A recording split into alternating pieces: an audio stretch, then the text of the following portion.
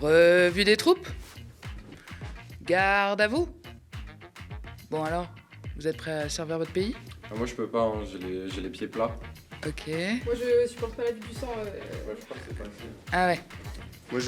Moi je me suis coupé. Fous-moi le camp. Eh ben on n'est pas sortis. Bonjour et bienvenue dans le récap. Nous sommes le jeudi 27 novembre et Macron est revenu à la charge. On sait qu'il est plutôt du genre têtu, à ne pas trop aimer les petits jeunes, mais il ne lâche pas l'affaire avec son service militaire. On avait naïvement cru être sorti d'affaire après le naufrage spectaculaire de la première mouture, le SNU, ce machin hors de prix bricolé avec 3 bouts de ficelle. Alors on rappelle que la dernière fois ça s'est terminé avec des gamins qui tombaient comme des mouches parce qu'on les avait fait poireauter trop longtemps en plein soleil, et d'autres ont été forcés à faire des pompes au milieu de la nuit parce que les geôliers en treillis les avaient surpris dans le dortoir des filles. Alors on sait que la mixité c'est pas vraiment le point fort de la Grande Muette, mais il fallait quand même pas un doctorat en psychologie de l'ado pour deviner qu'il en faudrait un peu plus que des uniformes affreux pour leur faire oublier la levée des couleurs. Bref, le SNU, si cher au cœur de Macron, a fini par capoter après des mois de coma végétatif. C'est le moine soldat Lecornu qui l'avait annoncé officiellement en septembre dernier, évoquant déjà la possibilité de le remplacer par un service militaire volontaire. Bah oui, vous savez bien. Nous sommes en guerre. Oui, bon, pas encore tout à fait, mais ça vient, c'est pour bientôt. En tout cas, c'est ce qu'on nous martèle à longueur de temps. La paix en Europe, c'est fini. Il semblerait qu'on ait collectivement décidé de se foutre sur la tronche avec Vladimir Poutine. Mais ne paniquez pas, le gouvernement a publié il y a quelques jours à peine un petit guide intitulé sobrement tous responsables, même si j'ai l'impression que certaines personnes sont plus responsables de la situation que d'autres dans cette affaire. Mais enfin, revenons-en au guide. Donc, il donne des conseils pour se préparer aux catastrophes naturelles, nucléaires, sanitaires et terroristes. Voilà ce qui nous pend au nez. L'avenir fait rêver. Et après, tout là-haut, il se demande encore pourquoi on ne fait plus de gosses. Je me le demande. Ouais, et puis, il ne faut pas compter sur les militaires pour nous remonter le moral. Si notre pays flanche, parce qu'il n'est pas prêt à accepter de perdre ses enfants, parce qu'il faut dire les choses, de souffrir économiquement parce que les priorités iront à de la production de défense, par exemple. Si on n'est pas prêt à ça, alors on est en risque. Évidemment, la déclaration du chef d'état-major des armées a déclenché un tollé. Pour lui, tout s'explique. La confrontation avec la Russie est à prévoir rapidement, d'ici à 2030. Et donc, il appelle à un regain de force d'âme, je le cite, pour accepter de nous faire mal pour protéger ce que l'on est. C'est beaucoup de mots pour dire qu'il va falloir se sacrifier pour la France. Alors bon, tollé est arrivé, mais Macron aussi à la rescousse pour sauver le général Mandon. Il a estimé que son discours était bien plus élaboré que la petite phrase sortie de son contexte pour faire peur. Alors Emmanuel Macron, avec ou sans contexte, la phrase fait peur quand on évoque la mort de jeunes Français, a fortiori en les appelant nos enfants, ça fait peur. Les seuls que ça n'inquiète pas, ils finissent souvent en prison ou à défaut en cavale depuis plus de 10 ans. Mais pour le chef de l'État, en plein délire martial, tout ça, c'est juste une instrumentalisation politique. Il refuse de céder à l'esprit de défaite et au déclinisme ambiant. Nous avons une armée qui est forte, dont on doit être fier et qui n'a jamais manqué à sa mission, a-t-il conclu. Donc si on résume la pensée présidentielle, oui, c'est bientôt la guerre, mais pas de panique, on va la gagner. Pour calmer le jeu, la porte-parole du gouvernement, Maud Bréjon, a tenté un registre un petit peu plus rassurant. Vendredi, sur TF1, elle a déclaré « On va être très clair, nos enfants, au sens où on l'entend, ne vont pas aller combattre et mourir en Ukraine », rappelant que la France avait donc une armée de métier. Mais tout ce battage tombe à pic, puisque Macron avait prévu de revenir à la charge avec son service militaire. Tout le monde en parle depuis 10 jours, puisque l'information avait opportunément fuité dans les médias. Mais la grande annonce était pour aujourd'hui, à l'occasion d'un déplacement en Isère au sein de la 27e brigade d'infanterie de montagne. Et la communication était bien évidemment millimétrée. Entendez-vous dans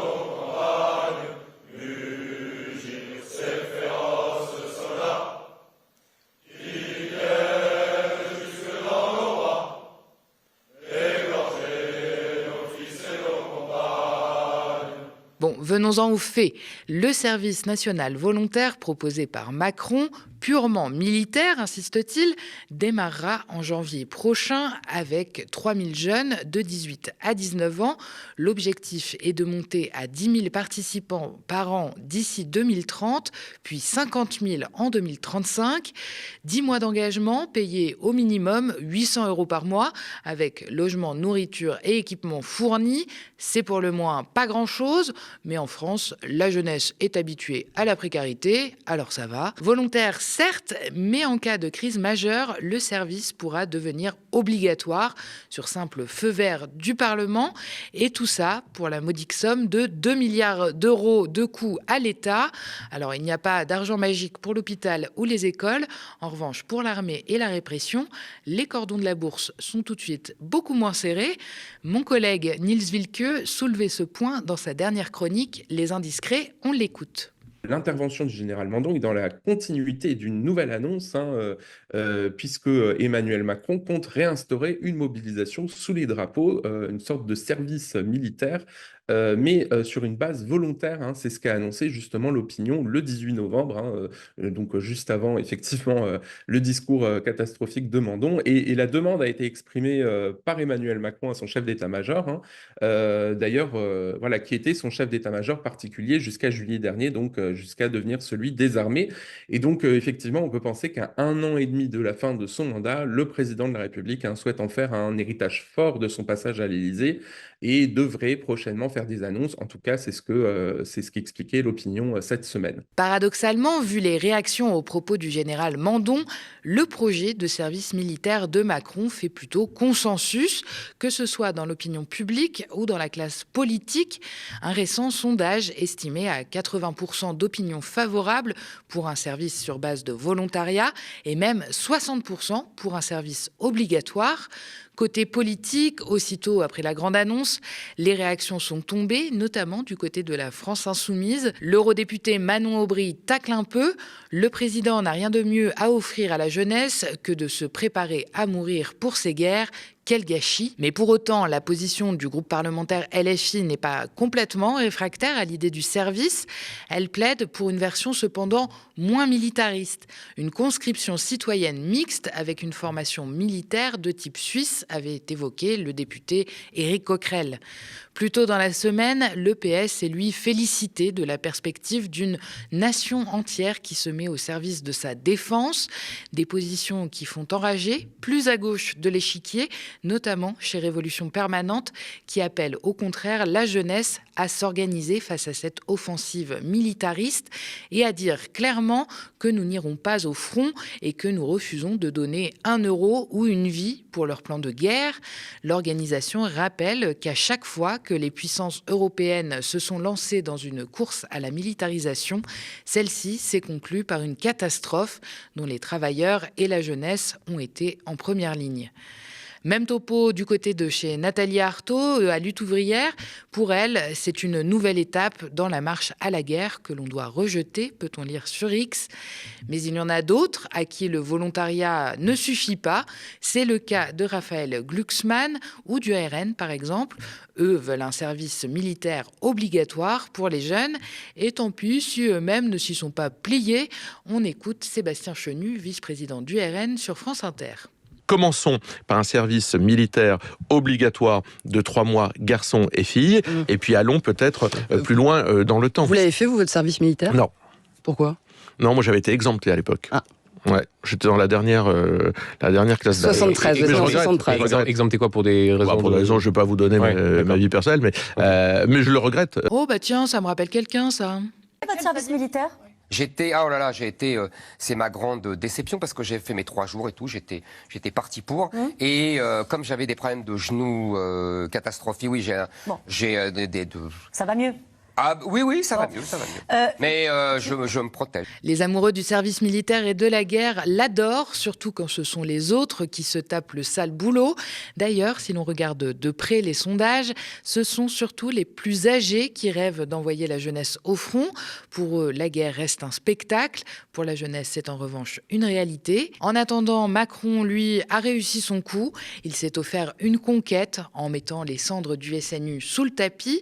Au passage, il met met tout le monde au pas. La jeunesse va s'habituer à endosser les uniformes, à obéir et à devenir la réserve low cost d'une armée professionnelle, prête, elle, à mobiliser la masse quand il le faudra. Avec ses discours martiaux répétés et encore répétés, Emmanuel Macron prépare les esprits pour que chaque citoyen devienne un soldat potentiel. En agitant la menace d'une guerre imminente, il joue avec la peur et s'assure que tout le monde rentre sagement dans le rang. Et tout ça, ça marche. Presque aucune voix dissonante ne se fait entendre. La guerre est présentée comme une fatalité, voire même presque une nécessité, et personne ne bronche. Petit, Emmanuel Macron devait adorer jouer aux petits soldats, et tout ceci n'est pas sans me rappeler une scène culte de la pop culture. Toi tu vis, toi tu vis, toi tu crèves. Toi tu vis, toi tu vis, toi tu vis, toi tu vis, toi tu crèves. Hey, qu'est-il arrivé à notre justice savamment rendue par un conseil présidé par nos très sages anciens? Je les ai tous fusillés! ArcelorMittal va-t-elle être temporairement nationalisée? C'est en tout cas le souhait d'une partie de la gauche. Lors de sa niche parlementaire de ce matin, la France Insoumise propose une loi allant dans ce sens pour pallier les difficultés rencontrées précédemment. En effet, le numéro 1 européen de l'acier avait annoncé en avril dernier un plan social avec 636 suppressions de postes. Le groupe de gauche considère la nationalisation comme l'unique solution pour sauver la filière et ses 15 000 emplois directs. On écoute Aurélie Trouvé, députée LFI, au micro de Lisa Lappe et Sarah Duyeux. Aujourd'hui, c'est un moment extrêmement important puisque se joue tout simplement la souveraineté industrielle de la France, la capacité pour la France à produire de l'acier dans 10 ans, puisque vous le savez, Mittal, la famille Mittal a mis la main sur les 2/3 de la production d'acier française et ArcelorMittal est en train de délocaliser la production en Inde, aux USA, au Brésil, etc. Et les mois à venir sont décisifs parce qu'ArcelorMittal refuse obstinément d'investir ce qu'il faudrait absolument investir pour décarboner l'acier, puisqu'on sait que si ce n'est pas décarboné, eh bien c'est mort dans 4 ans. Or, il faut 4 ans pour décarboner.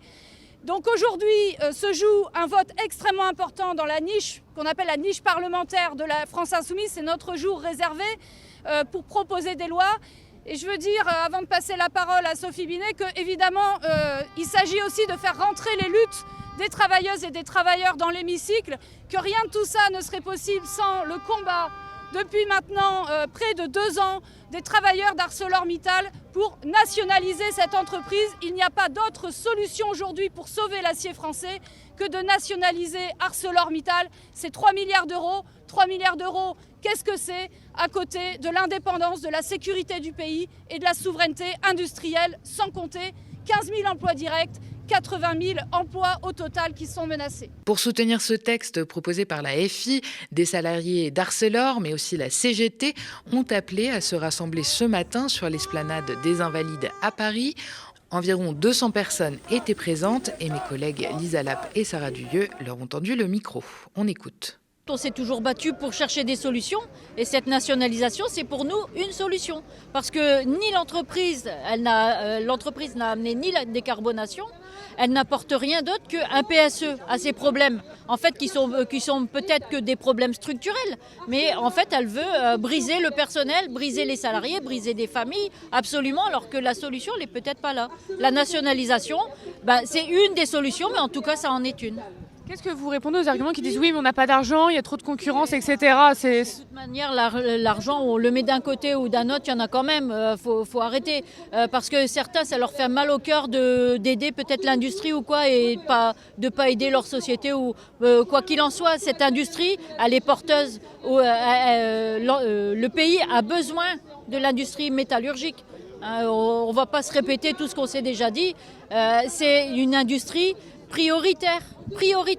Donc arrivé à un moment, si on n'arrive pas à se mettre des priorités, je ne sais pas comment on peut gouverner un pays, quoi. Arcelor, c'est notre patrimoine industriel, c'est notre patrimoine national. Ce patrimoine, il a été mis à mal il y a 20 ans par l'OPA de Mittal sur Arcelor. Depuis, tous les gouvernements ont démissionné, tous les gouvernements se sont fait avoir par les écrans de fumée et les soi-disant promesses de Mittal.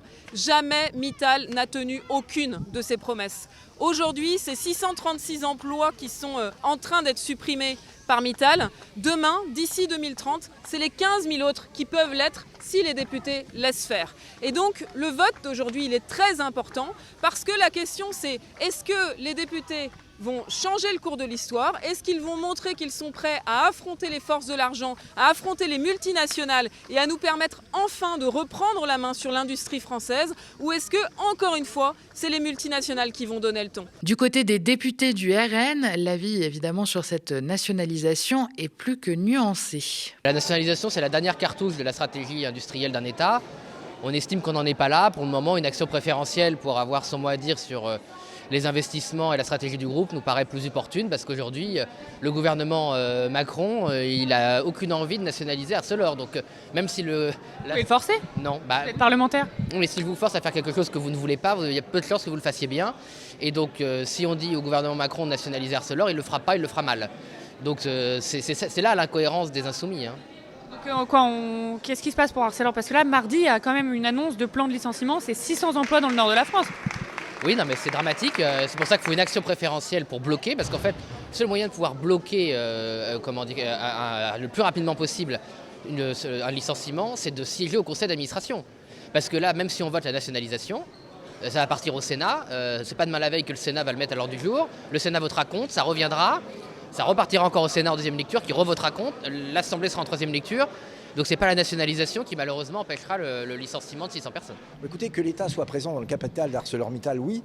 L'État peut faire quelque chose. C'est la stratégie. Que va devenir la sidérurgie en France? Avec un État qui a une part déterminante dans l'actionnariat de ArcelorMittal et qui définit des stratégies, qui interdit les délocalisations d'emplois. Là, c'est utile. Mais donner toutes les clés à l'État, comme veut le faire la France insoumise, c'est vouloir un État gestionnaire des ressources humaines, gestionnaire du budget. Mais non d'un chien, il ne sait pas le faire au niveau du pays. Il a ruiné les caisses. Il a mis la France dans la rue et vous voulez lui confier les clés de la gestion quotidienne d'une industrie stratégique. C'est une folie. Il y avait les travailleurs et les travailleuses d'ArcelorMittal qui étaient devant l'Assemblée nationale, qui n'étaient pas loin de l'Assemblée nationale. Est-ce que vous êtes allé les voir? Parce qu'eux, ils portent la nationalisation. Alors, la CGT porte la nationalisation, pas les salariés. Il faut faire une différence entre la CGT et ce que veulent vraiment les salariés. Les salariés, vous savez, moi je les connais bien, ils aiment la sidérurgie, ils aiment leur métier. Et ils veulent une solution pérenne, pas une solution de communication comme ce que propose la France insoumise. Parce que si demain vous nationalisez ArcelorMittal, que vous donnez les clés à un administrateur général nommé par l'État qui, évidemment, ne saura pas gérer, parce que la sidérurgie, ça ne s'invente pas, ça ne créera pas des marchés, on ne deviendra pas plus compétitif par rapport à la Chine, on ne deviendra pas plus respectueux des normes de l'Union européenne devenues complètement écolo-dingo. Donc non, effectivement, en soi, ce n'est pas une solution. Pour le PDG d'Arcelor, cette proposition de loi n'est pas la solution. Nous sommes face à une concurrence déloyale et la nationalisation ne règle en rien ce problème, assurait Alain Legrix ce matin sur France Info. On continue avec un second sujet porté par la France insoumise dans sa niche parlementaire, celui du Mercosur, cet accord tant décrié. Ce matin, les députés ont voté à la quasi-unanimité, à 244 voix contre une seule, leur opposition à l'accord de libre-échange liant l'Union européenne avec 4 pays de l'Amérique du Sud. Le vote n'a pas de portée contraignante, mais demande au gouvernement de s'opposer à ce traité, une demande qui arrive pile au moment où l'exécutif navigue à vue sur ce dossier. Ces dernières semaines, Emmanuel Macron a multiplié les revirements. Un jour, le président juge que l'accord ne peut pas être signé en l'état. Le lendemain, il se dit plutôt favorable à une issue positive. La ministre de l'Agriculture, Annie Genevard, estime quant à elle qu'il serait irresponsable pour la France de s'opposer par anticipation et par principe à tout accord de libre-échange. Une position qui n'est pas partagée par les agriculteurs et les écologistes. Depuis plusieurs années, les manifestations s'enchaînent pour dénoncer un accord jugé destructeur pour les filières françaises et pour le climat. Les producteurs craignent l'arrivée massive de produits à bas prix, issus de modèles agricoles bien moins exigeants sur le plan environnemental ou sanitaire. Une concurrence évidemment déloyale dont beaucoup disent qu'elle pourrait être fatale à des milliers d'exploitations déjà fragilisées. Alors aujourd'hui, on est là, c'est le Toxic Tour. C'est une espèce de tour dans toute l'Europe, dans toutes les grandes villes européennes, pour en fait marquer le coup et dire à quel point cet accord UE-Mercosur est toxique. particulièrement sur la question des pesticides. Bon, nous, en tant que Confédération paysanne, en tant que paysannes et paysans, ça va au-delà de la question des pesticides. Mais quand même, il y a un focus après la pétition loi Duplon et après tous les débats qu'il y a eu autour de la cétamipride cet été en France. C'est important de montrer à quel point c'est hypocrite. On signe un accord de libre-échange là, actuellement, où 178 produits matières actives utilisés au Brésil.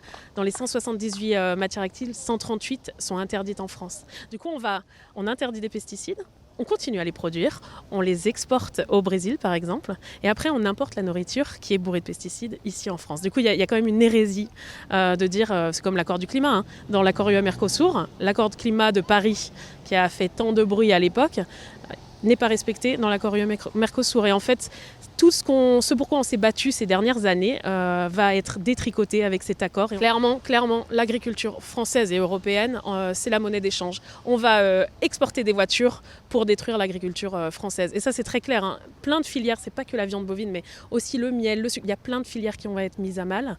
Ça fait 25 ans que cet accord est en négociation et c'est pas pour rien. C'est que clairement, il est délétère pour l'agriculture. Et comptez sur nous pour continuer de suivre les débats autour du Mercosur pendant ces prochaines semaines. On revient en vitesse sur le budget. Hier soir, les sénateurs ont voté le projet de loi de financement de la sécurité sociale par 196 voix contre 119. Un vote qui a immédiatement fait réagir la gauche.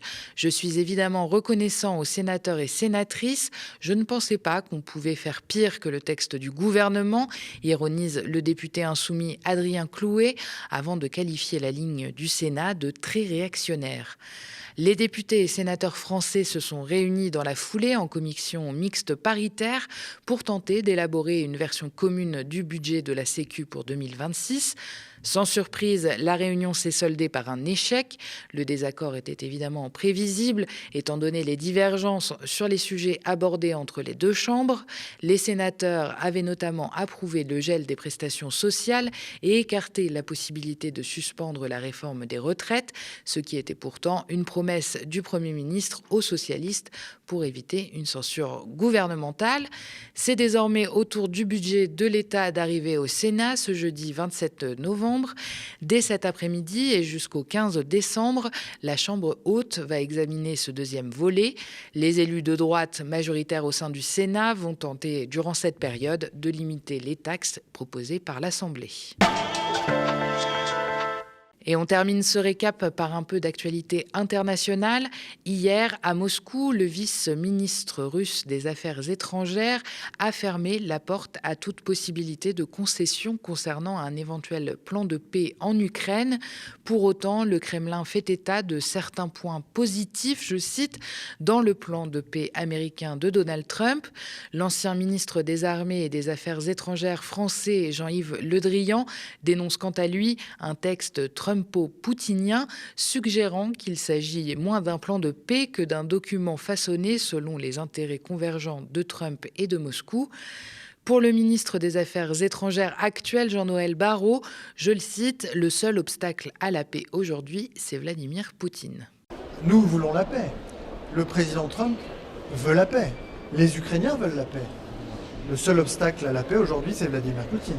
Puisque c'est lui qui refuse, depuis bientôt 9 mois, le cessez-le-feu inconditionnel, immédiat, auquel les Ukrainiens ont donné leur accord.